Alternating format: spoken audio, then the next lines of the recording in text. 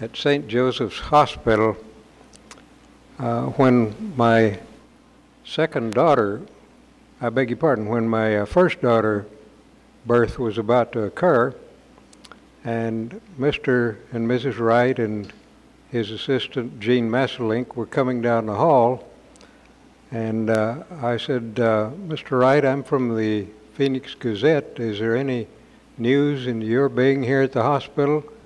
And he immediately turned the question to me and said, why are you here? And I said, well, I'm about to become a father. He said, that's your story. You're creating life. I'm just here in the process of growing old. Well, that was a quote I used in his obituary when he died in 1959 there at St. Joe's. In February 1957, the legislature was proposing this new capitol, and the design was nothing more than just a regular straight up and down box structure. And I wrote Mr. Wright on the Gazette stationery and said, do you have any comments? And I sent him a copy of the clipping that showed this, what he thought of as a monstrosity. He wrote back, and his statement was, why comment? The thing is its own comment on Arizona and or Phoenix. And I still have that letter, and it's signed FLLW, and I've been told that that signature is worth some money on the little stationery that he sent back. But I sent back a request to, or not a written request. I called out there. At that time, you had to be patched in to Taliesin. There was no telephone line out there.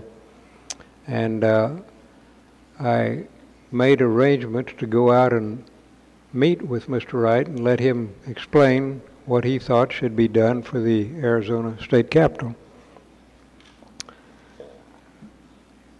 I drove out there on Tuesday, February the 19th of 1957, and entered the master's den. It was a cold February morning, and it was almost as chill inside as it was outside. He was sitting there dozing in front of the massive fireplace. The embers were dying, and Gene Messelink was over in one side at a desk, drawing board desk, and he said very softly, Mr. Wright, your visitor is here. Well, Frank Lloyd Wright looked up and said, so this is Lloyd Clark? And I said, yes, spelled with 2 L's, just like yours. Well, he laughed at that, and we started our conversation, and I asked him to tell me what he thought should be appropriate for an Arizona Capitol. He called Gene, said, Gene, give me a pencil. In front of him, and I'm sure the people at Taliesin know this wheel that had all the pencils stuck around. He had any number of pencils, and he noticed my astonished look when I looked at that. Here's all these pencils, and he's calling on Gene to give him a pencil. And he said, Gene knows what kind I want. Well, Gene came over and picked out the one that he started sketching as he talked. And these concept sketches were done of the elevation and the floor plan, 2 separate pieces of paper. I asked him when he finished, may I have those? Yeah, he said take them. He was about to toss them in the wastebasket. Well, I kept those over the years, and then finally decided to turn them over to the Taliesin Fellowship. And Bruce Brooks Pfeiffer said I should have them appraised. He gave me the name of Mr. O.P. Reed, who had a beautiful home at Malibu. And I flew over there and had lunch with Mr. Reed and showed him these.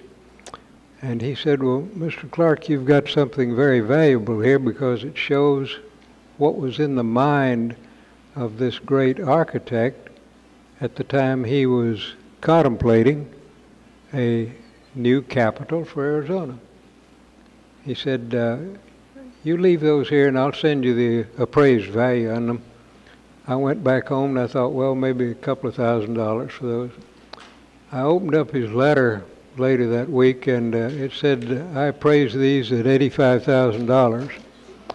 And I was just astonished, but I kept those all these years and then eventually turned them over to the fellowship. And as I understand, Indira, I don't know if they're at the Guggenheim Museum.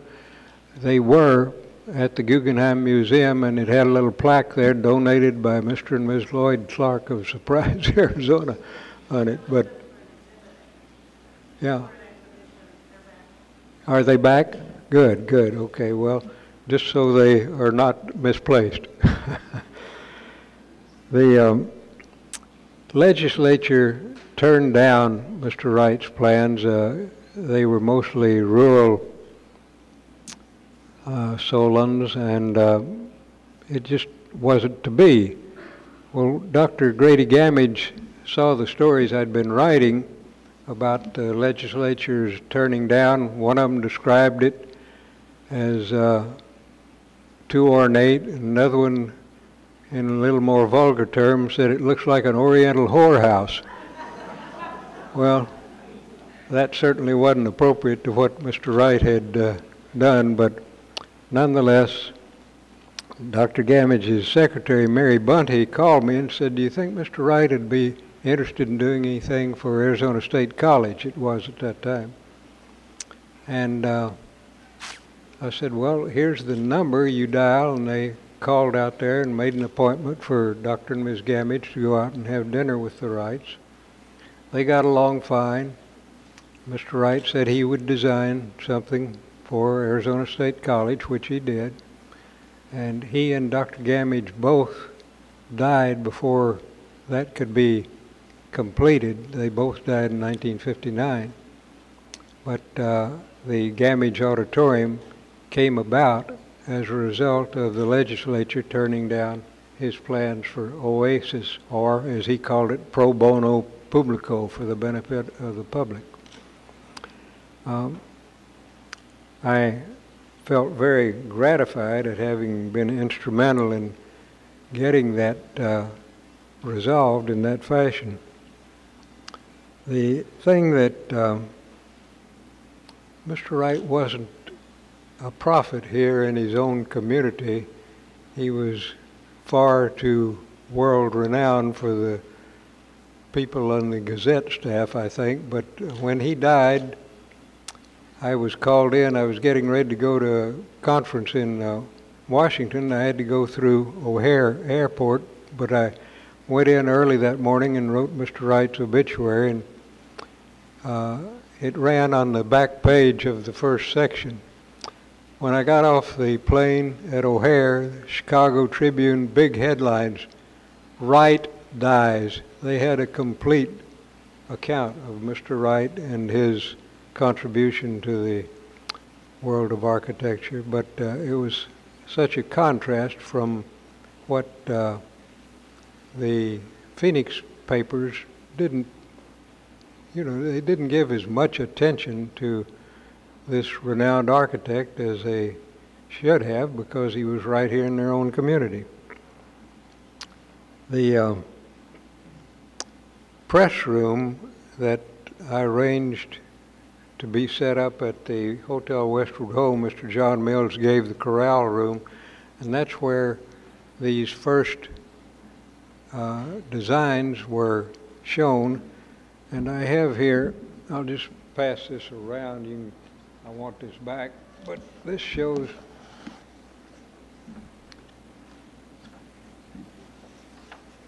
if I still had all of my slides that I used to use in presentation. You can just pass that around, but to get it back to me. That shows what his press release, I wrote a press release for it, and the corral room at the Westward Ho was where it was held, and that made news all around the country, but not as much as it should have in Arizona. I mean, we had a little story about it being an introduction of this design for the Arizona Capitol.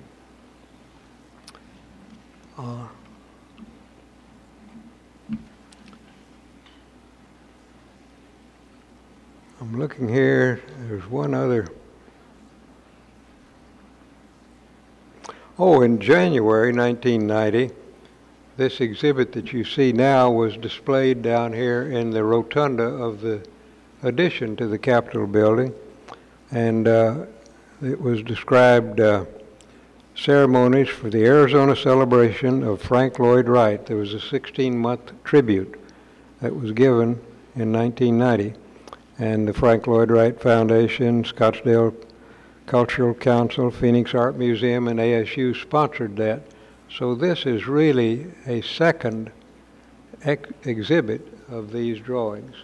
And they're certainly something worth viewing, and I hope you enjoy them. I think that's my account of my encounter with Mr. Wright, and if you have questions, I'll try and answer them.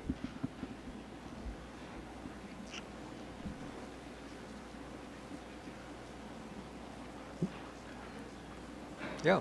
Are there any questions from the audience? Yeah. Oh, okay, just a moment. Let me bring the microphone over so that the question can be heard. Did they ever get a cost for this, the expense? Did you share that with us? What expense? The expense of building this project? Oh, the legislature was already saying it would be too expensive. They never asked, but Mr. Wright wasn't going to charge them a commission. He said, I want to donate this for the people of Arizona whose state I've enjoyed all these years. No, but the legislature at that time was primarily made up of rural people. They were dominating the House and the Senate, so I don't think there was ever anything other than it'd cost millions. You know, just a comment like that, it'd cost millions. Yes, sir. I understand that the land on which this building sits was donated with the provision of the Capitol be located here. If the Capitol were located in Capitol Park, as it was proposed, Yeah. would that have jeopardized the title to the property? It would require an amendment to the Constitution, which I don't think would have been too hard to obtain, but I stopped on our way in from Taliesin one time up there at the, you know where the Barnes Butte is there in Papago Park, and I said, Mr. Wright, wouldn't this be a beautiful place for the pro bono publico or oasis to be placed? And he said, you do have an artist eye, don't you? But it would overlook the valley, and it would have attracted people from around the world. It would have been one of the best things the state of Arizona could have had for drawing tourists. Yes, sir. Oh, he said it's typical of Arizona and Phoenix. Yeah, there was no appreciation for what his talent was. Excuse me, sir. Was there any thought to him adapting his oasis and putting it down here, like we, have the House and the Senate? Any kind of thought of the adaptation to the He would have been appalled at placing it in this area. Really? Yeah. Mm-hmm. Yeah. No, this was not a suitable place, as he said, for a state capitol. Industrial area, railroad tracks, all of the, at that time there were many shacks around here. I remember the, right across 17th Avenue here used to be the drugstore where the Supreme Court justices would go over there and have lunch, their sandwiches. I sat there one day and talked to Judge Phelps about one of the decisions before them. It was very open. You could be right up with the legislators. It was not a closed association between the press and the legislature at that time. Recently, the state Senate closed the press room in the Senate chambers. There's no more press room out here. Here on this third floor, right down the hall here, is where the press room used to be. Yes. Thank you for sharing with us, Mr. Clark. I'm curious, you spent numerous hours with the gentleman, and can you share with us a couple of nuances that would give us a little bit more into his character rather than just a magnificent architect? I always enjoyed, Mr. Wright and I had a very good empathy, and we had a good association, and he and Ms. Wright invited me out for their movie night, and Gene and I went out there, and they showed Casablanca. Well, that's my favorite movie. And we had any number of dinners out there at their invitation. And one time when they were honoring the writers, and I'm trying to think of I was one of the writers being honored, but Indira, who was the famous writer that was in Scottsdale, wrote Where the Boys Are? No? No. But nonetheless, here's these three writers there, and I'm sitting next to Mrs. Wright, and they announced the name of this famous writer, and just jokingly I said, who is he? And she laughed, you know, because we were all being honored that night at the dinner. And we went out there on Easter Sundays, had the fine hospitality, but the first time we were there in, is it the living room, or where was the grand piano? The living room. And my wife was a wonderful musician, and Mrs. Wright would have her play, and she would play sometimes while we were gathering for the cocktails. They always knew what you once you ordered, well, they always knew, and they'd bring you that. You didn't have to ask. And it happened to be raining that night. Well, of course, Mr. Wright's roofs weren't all that secure, and I noticed water running down my wife's cheek. I think she cried and looked up. The roof was leaking, and she was trying to be very precise and polite and not say anything about your roof is leaking.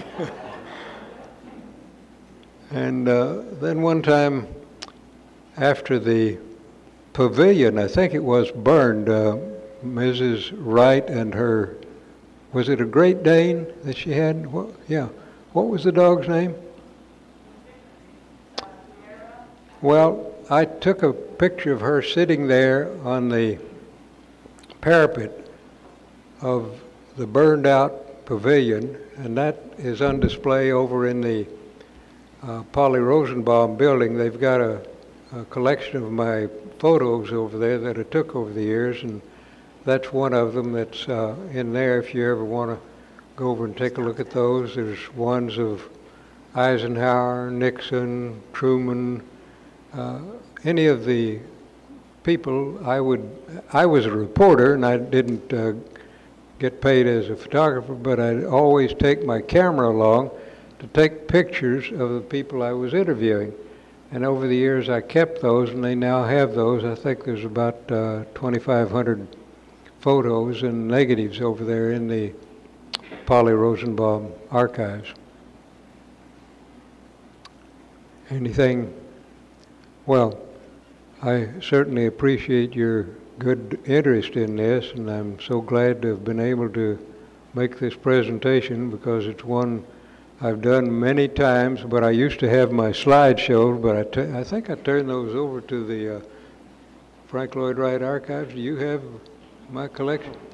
Well, anyway, I had a whole presentation that had the slideshows, and showing that little piece of paper that's going around is one of them. But I appreciate your interest in this. Thank you.